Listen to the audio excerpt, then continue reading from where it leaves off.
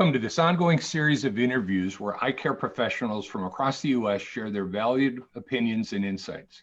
I'm Craig Norman, and I'm extremely pleased for the opportunity to host today's event sponsored by Euclid Systems, the manufacturers of Emerald and Emerald Toric orthokeratology lenses. We have two guests here today. I'd like to introduce our first, which is Dr. Thomas Finley. Dr. Finley received his Bachelor of Science degree from St. Francis College in Pennsylvania and his Doctorate of Optometry from the Pennsylvania College of Optometry. He served as an optometry officer in the United States Air Force for 8 years and was awarded the Meritorious Service Medal and the Commendation Medal. Thank you very much, Dr. Finley. And Dr. Finley has published several articles in professional and trade journals and has lectured at educational conferences on contact lenses, laser vision correction and diseases, and child's vision. His practice is in Herndon, Virginia. Dr. Finley, how are you doing today?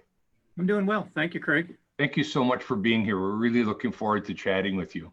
Our next guest is from Chicago, the northern suburbs of Chicago, Dr. Barry Eiden. Dr. Eiden is the President Medical Director of North Suburban Vision Consultants, a multi-specialty group with a couple of locations in the Chicago area. He's also the President and founder of the International Keratoconus Academy and co-founder and president of IVIS and Vision Research Institute, which is a clinical R&D technology company. He has numerous academic appointments as an assistant clinical professor in the Department of Ophthalmology at the Corneal and Contact Lens Service at University of Illinois, and that is in Chicago at the Chicago Medical Center. And he's an adjunct faculty member of at least 4 different optometry schools, if my last count is correct. Dr. Eiden is a research consultant for numerous contact lens companies and pharmaceutical companies and lectures extensively both nationally and internationally. And if you have been online at all in the last couple of weeks, you've probably seen Barry at least a few times on different venues. Barry, how are you today? Doing well, Craig. Good to see you again. It's fantastic. You know, that I have to say that we've had, 5 or so of these events, but today is really the one that I was looking forward to for numerous reasons, not the least of which is finally we're going to have a discussion about re-entry back into the world of eye care practice. Rather than all the gloom and doom and all the worry, both personally for health reasons and business reasons, we're now really at that stage. So I'd like to start with you if I could, Dr. Finley. Have you been open the last couple of months? Part-time or full-time, or what's the story been for you in Herndon? Okay, we've never really shut down, but severely reduced hours. Back in March, we went from 6 days a week, 2 doctors a day, pretty much down to 4 days a week, 1 doctor a day for about 5 hours. Just seeing emergencies and urgent care. We were offering the telemedicine, but we did remain open. We kept staff here the 6 days a week to man the telephones and to take orders for contact lenses, reschedule appointments, schedule the emergencies or the telemedicine. So we never completely shut down, just very restricted hours. And then the last 2 weeks, we've been welcoming back a lot of routine care. Okay, that's great. I mean, so you're a little bit ahead of the curve compared to some people across the states. And Dr. Eiden, what about you? I'm sorry? What about you? What's the story been with your 2 practices? Everything's been good, Craig. Okay, good. Thank you very much, Barry. We'll move back to Dr. Finley then. Okay. In all seriousness, Dr. Eiden, tell me about the 2 practices, about what's been going on. Will do. So our story was a little bit different. State of Illinois, our governor put through his stay-at-home, shelter-in-place order on after the evening of March 21st. What was interesting was the week prior, for the first 3 days, Monday, Tuesday, Wednesday, into a little bit on Thursday, it was packed at the office, people coming in just like normal.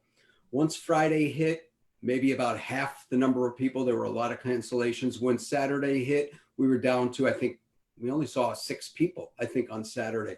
And then we closed the office. And unlike Tom's situation, when we closed the office, we closed the office. So there weren't any staff in there.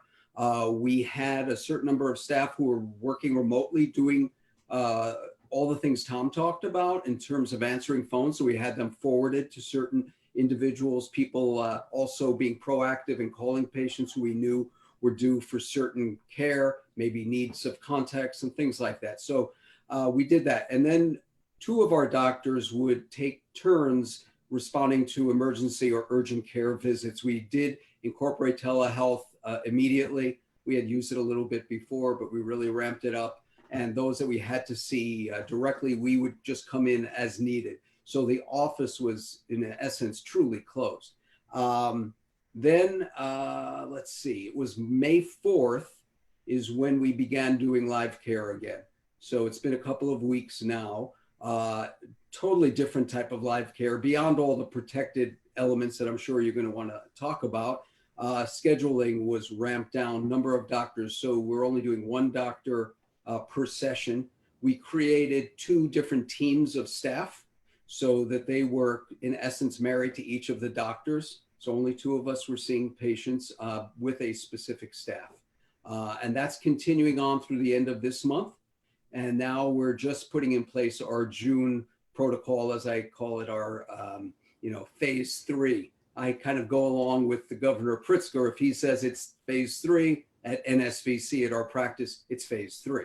So that's where we are. Okay, that's really interesting. So if I can, Dr. Finley, tell me, if I'm a previous patient of yours and I'm revisiting the practice now for the first time in a year, what am I seeing different in your practice today compared to a year ago? It's all pretty, it looks the same, but then it looks completely different. We're meeting people at the door, checking their temperatures. We check staff and patients just to make certain that nobody's running a fever. You come in and you'll see a lot of plexiglass, like we're like the banks of the 60s and 70s, putting up glass barriers everywhere. The sneeze barriers for a reception desk or optical tables. No one in the reception area, no magazines, no brochures, very sterile-like environment. We're asking patients to use the hand sanitizer when they come in or go into our contact lens dispensing room, which is right off the reception area, and wash their hands. No paperwork at all. We're taking all histories by hand now.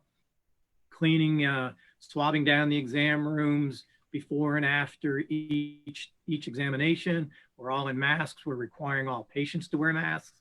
The exam itself is pretty much as is, although we are mandating the use of the OptiMap and the Avanti Eye Wellness. I'm finding with the masks, I just feel a lot more confident having those retinal scans versus doing a dilated exam, having my hands all over the patient's face. I want to protect myself as well as our patients. So I get a much better view with the instrumentation. We've got the automated phoropters that helps keep some distance. So we're doing everything to maintain the social distancing, respect the patient's concerns, and demonstrate we're concerned about you as well as our staff.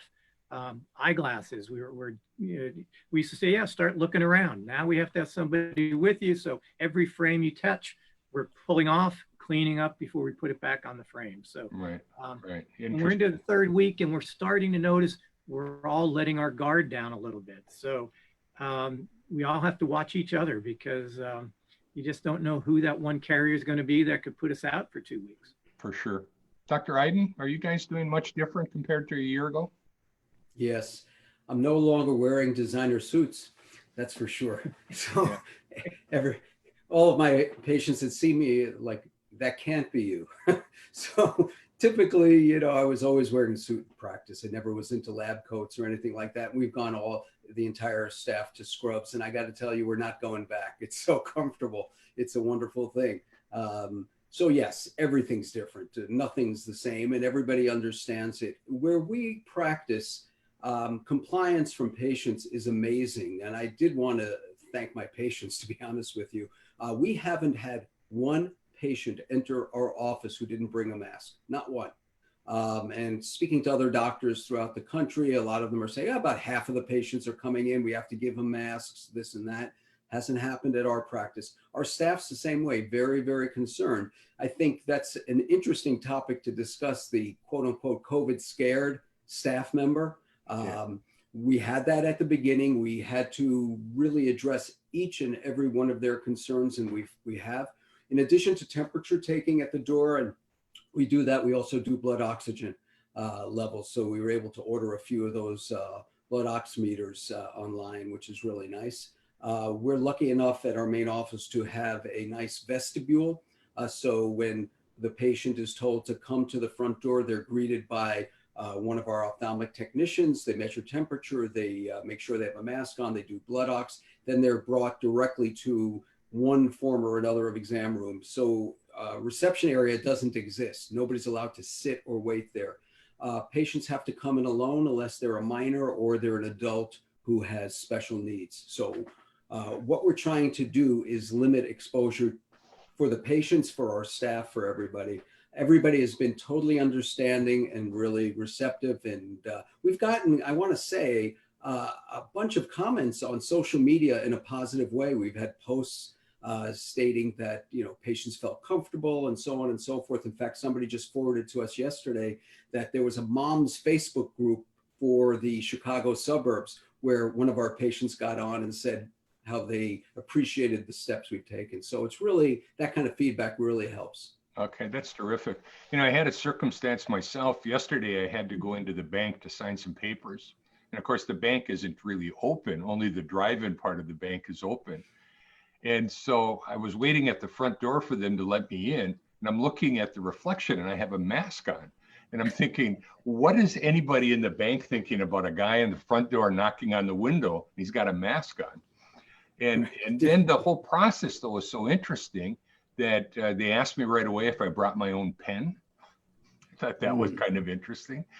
And then followed me around with hand sanitizers. And I held the door open for this one young lady, and she kind of looked at me like, that's bad. Now we have to go to hand sanitizers.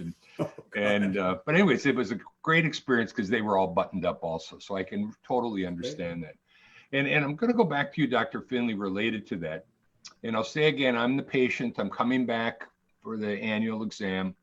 How are you letting me know in advance what's different?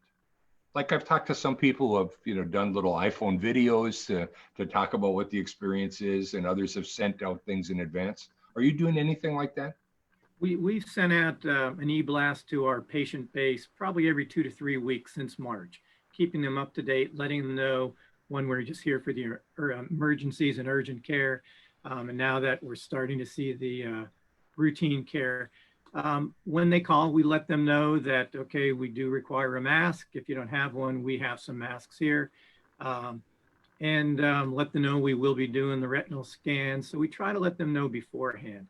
We tossed around the idea of a video, but one of our partners thought, well, that might be sending a little bit of a negative message. If we're talking about all these safety measures, will that just scare the patients enough to say, you know, I'm just going to go online and get it all taken care of there. And we don't want that happening. Right. So we're trying to let them know in advance and tell them about the same thing Barry was saying. We just want only the patient there, unless you need, you know, if it's a parent or someone for a senior citizen. But letting them know that, yes, things have changed a little bit, but we have their health and our health at heart. Okay, great. And Barry, do you do anything in advance if I was coming into the practice to let me know that it's different?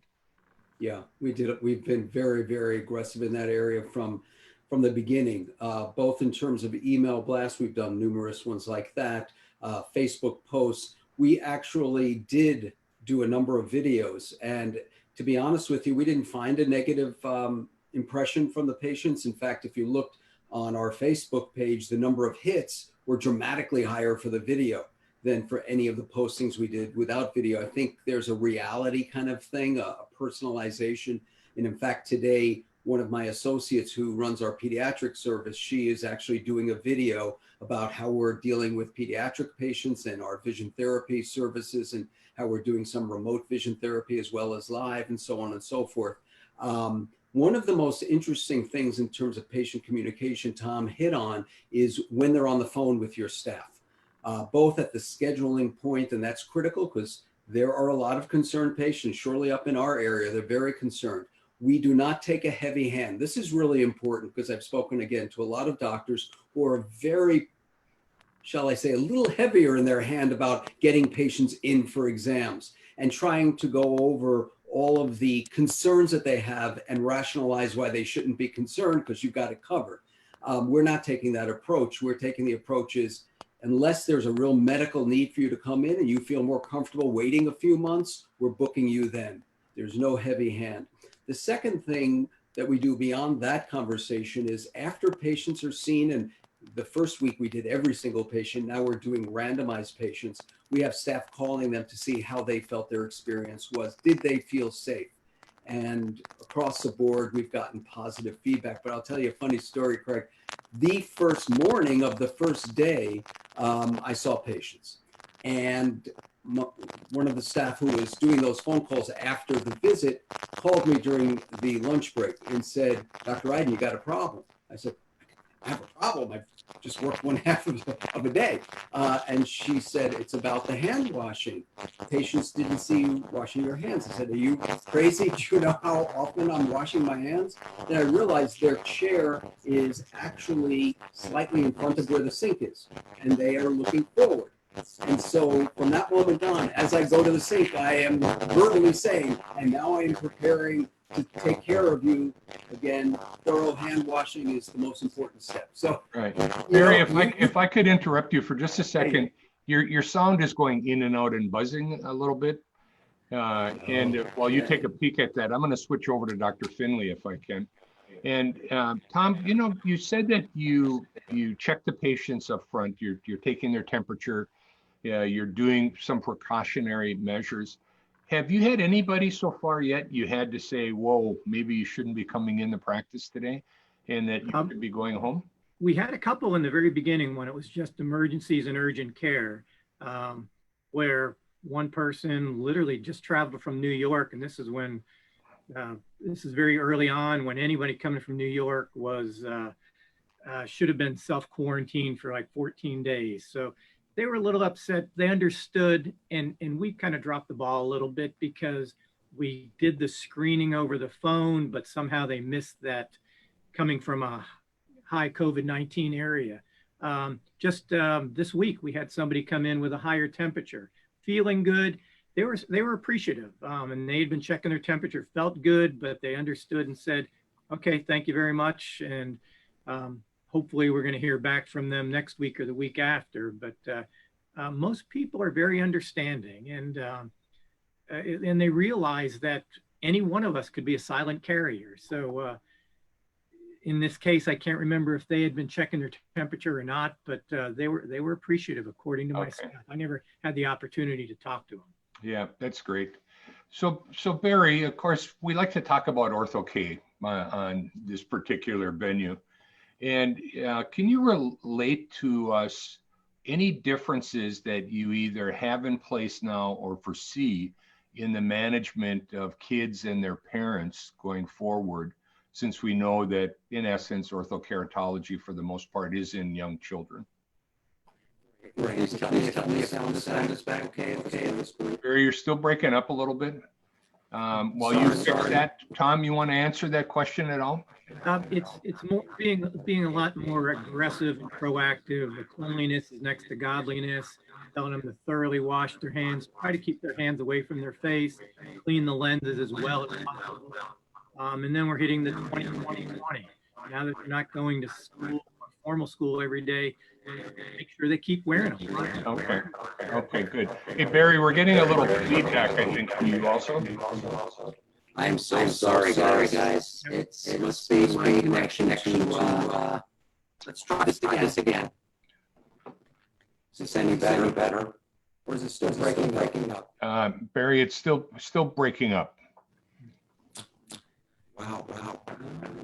And if you wanted to sign off and sign back on, I think you can do that. And meanwhile, I'll just chat with Tom a little bit. Okay.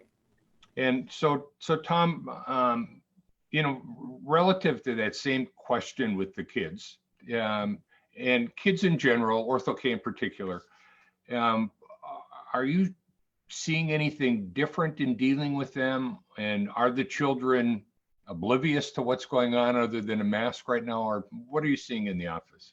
It's really not that different.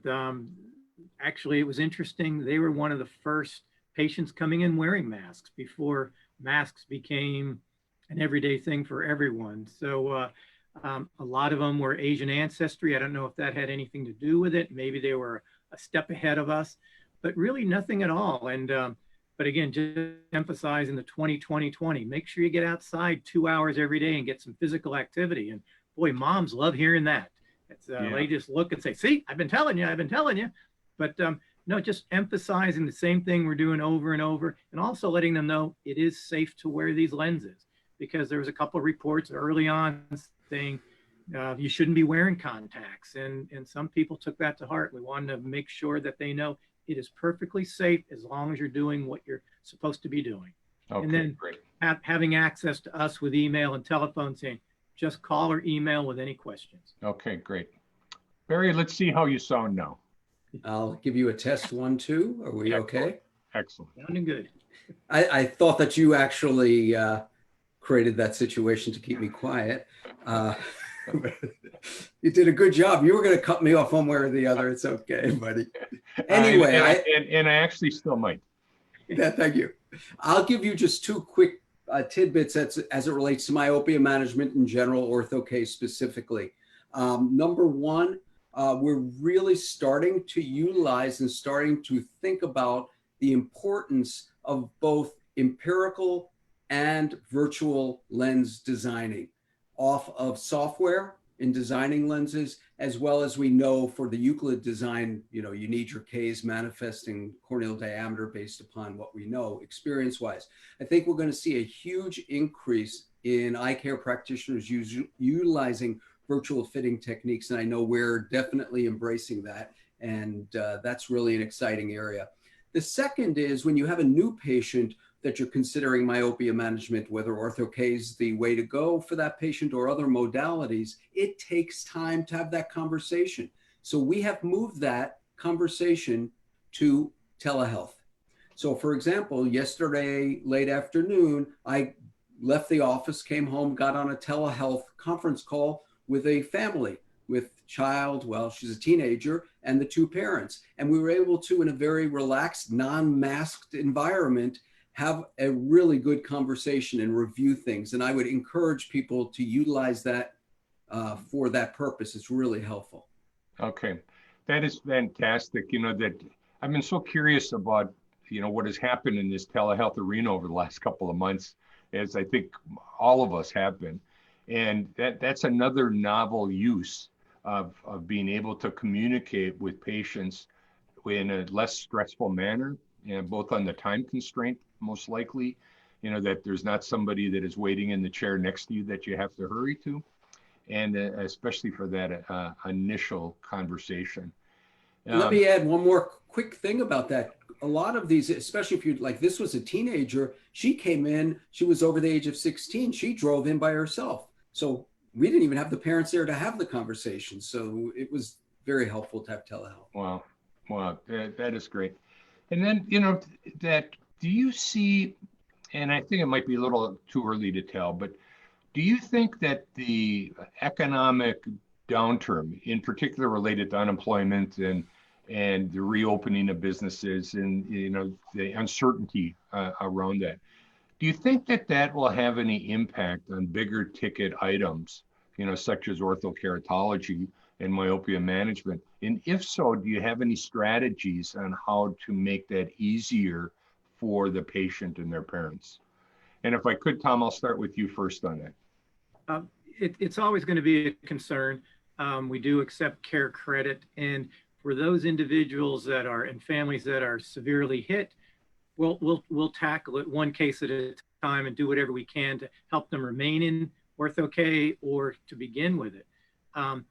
Conversely, being in the suburb of Washington, D.C., we have a lot of people still working, government contractors, government working. The only hardship they have is they have to work from home, but they're getting their full pay. And I know with my kids, they're all home working, not able to go to the bars or restaurants. So they're saving money for the first time in their life. Yeah. So it's possible we might even see a spending spree when this is all over, people wanting to get out and do some things that now they have the money for. Yeah.